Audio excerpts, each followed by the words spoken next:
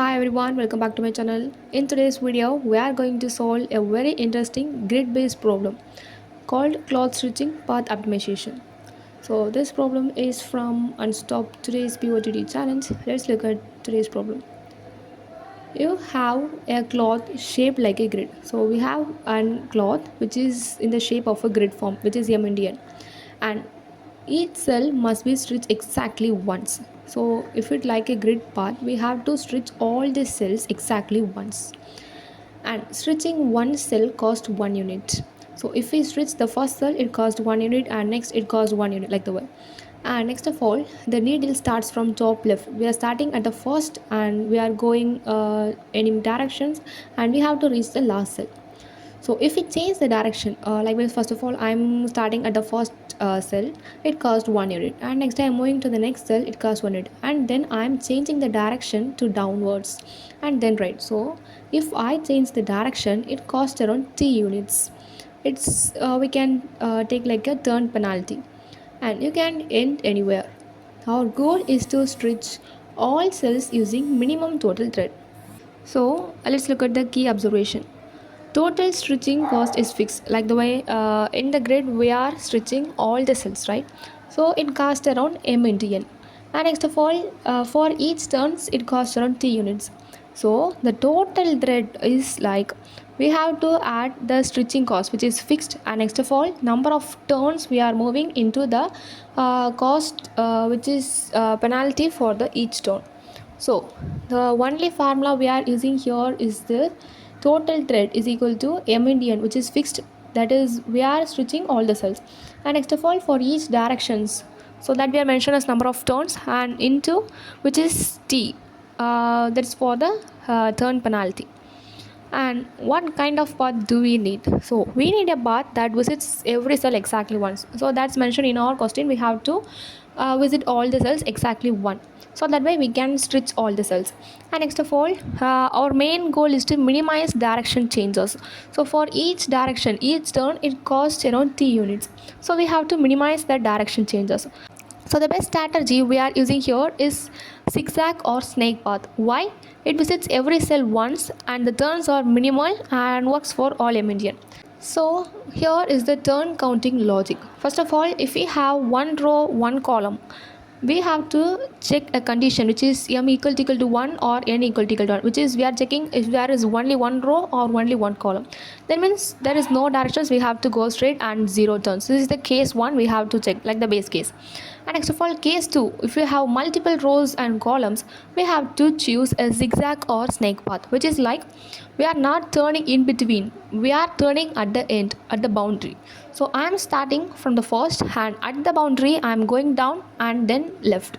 So here the changes, the turn changes will be minimum. So each time we move the next row, first of all right to down, and next of all down to left. So 2 turns per row transition.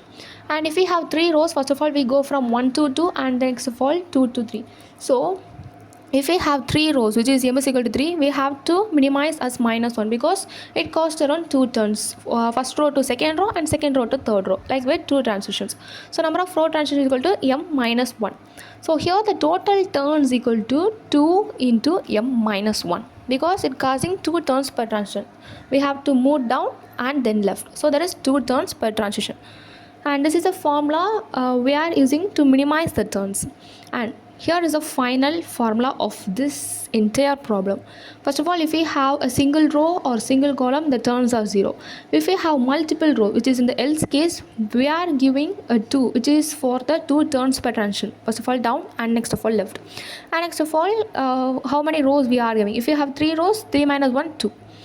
And next of all, we are giving the final answer as adding m into n, which is the fixed. We are stitching every cells exactly once, and plus in additional we are counting the directions. So if we have a single row, the turns will be 0, so 0 into t, that is entirely 0. And if we have multiple rows and columns and it costs some turns, we are multiplying with this t units. Okay, let's look at a sample dry run. First of all, we have input m, which is a row 2 and column 3, and next of all t, which is a turn penalty we used while changing the direction. and we have to multiply the cells, which is Hamiltonian, which is in a grid form, right? So 2 into 3 is equal to 6. And next of all, turns, two row transition, like two turns down and left. And next of all, this is for the row transitions, m minus 1. So here m is equal to 2, so 2 minus 1, then we are multiplying it and the turns will 2. So in a 2 row and 3 column grid, there is only 2 turns, right? First of all moving down, and next of all moving left, like the way. Next we are multiplying the turn cost, which is turns 2 into the turn penalty, which is the t units, into 3. So the answer is 6. And we have to return the total cost, right? So which is the cells, which is we contain 6, and next of all the turn cost, which is 6. So we are adding together and we got the answer as 12. So here is the Java code. Here in the function they are mentioned the data type as long, so we have to use the variables long. So first of all, I am creating a variable long stretching cost is equal to, which is MNDN, which is fixed for everyone, right? Because we are visiting all the cells exactly once for stretching. So this is stretching cost is fixed and we are multiplying MNDN. So this creates like integers or something else, we have to change into long. So I am typecasting here. And next of all, first of all, I am initializing the turns to 0. And next of all, I am giving an if condition. This is a base case. If m is greater than 1 and n is greater than 1. This means if we have rows and columns greater than 1 times, the condition will execute. So if we have only one row or one column, the turns will be same as 0. Okay, if we have multiple rows and columns, we are using turns is equal to 2l into m minus 1. And after I am returning the stretching cost, which is fixed, and next of all, if there is any directions, we are adding together turns into t.